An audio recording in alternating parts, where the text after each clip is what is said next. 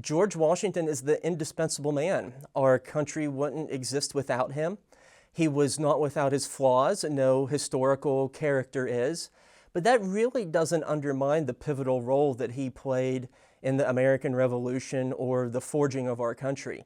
It is no exaggeration at all to say that the United States of America would not exist without George Washington. My name is Dr. Jared Frederick, Jared Frederick, and I am a teaching professor of history at Penn State Altoona. Ever since I was a child, I had an interest in vintage things, whether it be old magazines, old radios, old movies, and that really just blossomed into my career taking off as a historian. And by the time that I was in 5th grade, I knew that that's what I wanted to do. And one thing that I really enjoy about history is that I can take it to venues far beyond the classroom, whether it be doing reenactments, giving presentations at museums. It is a very universal realm of study, and the baseline of it is that it's a human story. And so that's really what compels me to study it. What George Washington smelled like is a very interesting question. And I suspect that George Washington's aroma was a mixture of citrus, a little bit of herbal spice perhaps, and probably a heavy colonial musk. I think is probably the best way to describe what George Washington smelled like. We know what he smelled like because of primary source documentation. We know his regimen, we know his routine, we know his preferred smell as far as cologne and soaps was concerned.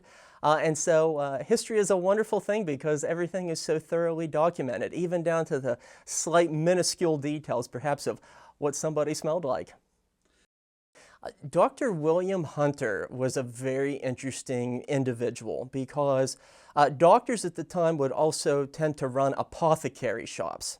And apothecary shops are kind of like the general stores of their times. These men were jacks of all trades, and they had remedies for everything from toothaches to migraines to dysentery, and also remedies to help people smell better.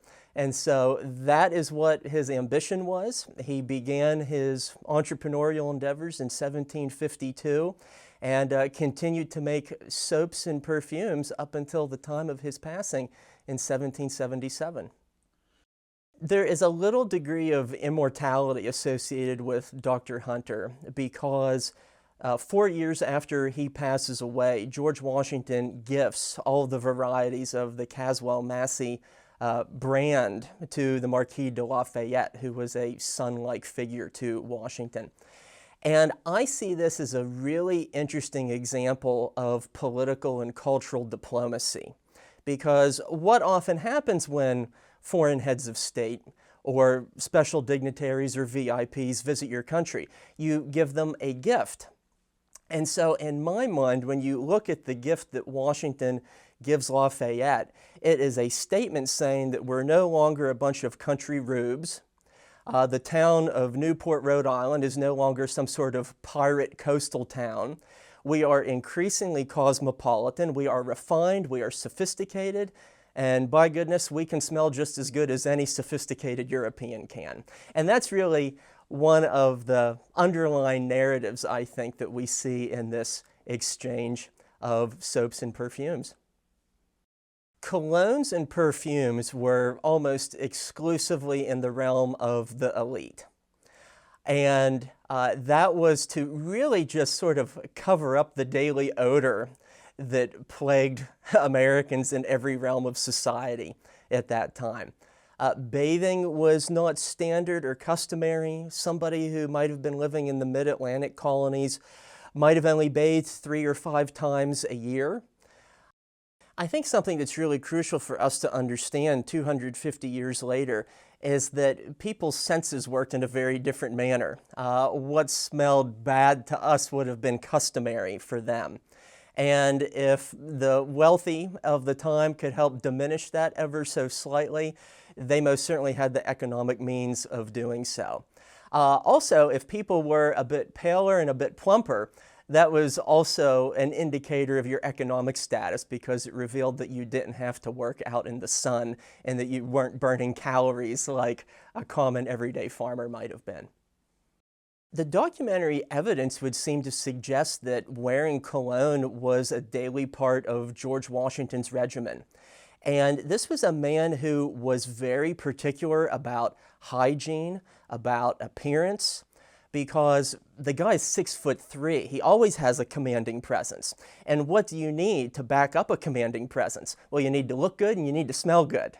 So he very much realized the power of perception and casting that sort of image of power as he was going about his daily routines. But the documentary evidence suggests that he wakes up every morning before sunrise, he shaves. Despite his infamously bad teeth, he was actually very astute in his attempts at dental care. Typically, what somebody like George Washington would do is that he would get up in the morning. There would usually be a wash basin that was brought into his room. And usually people would merely wash their hands, their face, and their neck. Full body immersion bathing was not something that was too typical, and we really don't see the first American bathtubs as we know them today, really until the early 1800s. And so bathing as we know it was very limited in that regard, and George Washington, by all accounts, fit within that trend. One of the many myths about George Washington is that he wore a powdered wig. And George Washington actually never wore a wig in his professional or personal life. George Washington had reddish-brown hair throughout much of his life, but as he aged and as the pressures of the American Revolution and being the first president weighed upon him, naturally his hair started to lighten a little bit and grow a little bit gray. But in many public occasions, he would powder his natural hair, and that is often how he is presented in his many formal portraits. By some accounts, hair powder would sometimes be a mixture of flour and starch, and so I suspect that it had a very fresh aroma to it, even if it perhaps smelled a little bit like a bakery. Hygiene and notions of public health were absolutely fundamental in the sustainability of the Continental Army under George Washington's command. There were about 25,000 U.S. soldiers who died during that war, and about 65% of them died from disease. The vast minority of them actually died in battle. And so everyday things like proper sanitation and drainage in the camps, doing laundry, seeing that men were issued soap along with their rations. This is the daily minutia and bureaucratic drudgery that's going to determine whether or not George Washington's army survives. Washington was meticulous in his management in regard to the health and well-being of the soldiers in his ranks and also the civilians that were attached with his army. And so notions of doing proper and thorough laundering was a very big issue, because if you don't wash your clothes, what's going to get in them? You're going to get lice, and lice can lead to typhus, which can in turn kill many of your soldiers. George Washington, at the Valley Forge encampment no less, instituted mandatory inoculations against smallpox, because even 250 years ago, George Washington realized that the predecessor of what we call vaccines today were in fact effective. And it is those inoculations that in part save his army at Valley Forge and allow them to march onward to victory. Doing the laundry was incredibly labor-intensive at the time. You would often get these big boiling cauldrons of hot water. You would incorporate soap, lye, starch, oil, lard, many natural ingredients, and it was not as easy as throwing it into a machine and putting it on a spin cycle. This work was often relegated to women camp followers who accompanied the army, and it's easy to look at that and be kind of dismissive of all of that, but it was incredibly important work. It was very labor intensive, and these are the day-to-day things that allow the Continental forces to remain healthy while they're out in the field. If one of us from the 21st century were to time travel back to the 1700s, it would be an assault on the senses. There's really no other way to recognize it. There was manure and human waste in the streets. Everything smelled of rot. People would have reeked of body odor at every corner and every aspect of life. If we had the chance to travel back in time, the first thing that we would do is that our gag reflexes would kick in. That's what would happen if we had the opportunity to time travel. So suffice it to say, by our standards in the contemporary era, it wouldn't have been a pleasant experience to live at that time.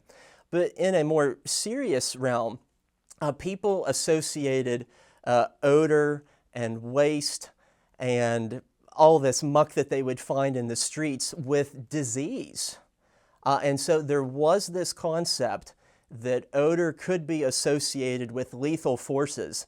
And that's one reason why certain aspects of society would try to conceal it with the likes of soap or perfume. A bath was a bath in a very limited sense. People tended to just wash their hands, their face, and their neck, perhaps after a hard day of work. And doctors of the time were very torn on the issue of the pros and cons of bathing, including whether to use hot water or cold water. If you bathed with hot water, doctors thought that that would open up the pores in your body and make you more susceptible to disease, where sometimes bathing with cold water had a stigma attached to it because they would usually douse people in asylums or hospitals with cold water to get the stench away from them. But all of that said, Thomas Jefferson famously took cold water foot baths every morning, and he insisted that that was one of the things that allowed him to live a good, long, healthy life. People in the 18th century really didn't have a concept of how badly they smelled because everybody smelled badly. And I fully suspect that 250 years from now, people might look back on us and say, how did they live with themselves? And so I think it's merely due to the passage of time that we look back on previous generations and thinking, how did they do that? But that is in many ways the story of human evolution. And perhaps people in the future will smell even a little bit better and be a little bit cleaner than what we are. I think it's wonderful that this cologne and soap is still in production today, and its lineage is still in existence as well, because this is a really sort of wonderful sensory history. There are no photographs of George Washington. We don't know what his voice sounded like. There's no video of him, but we do know what he smelled like.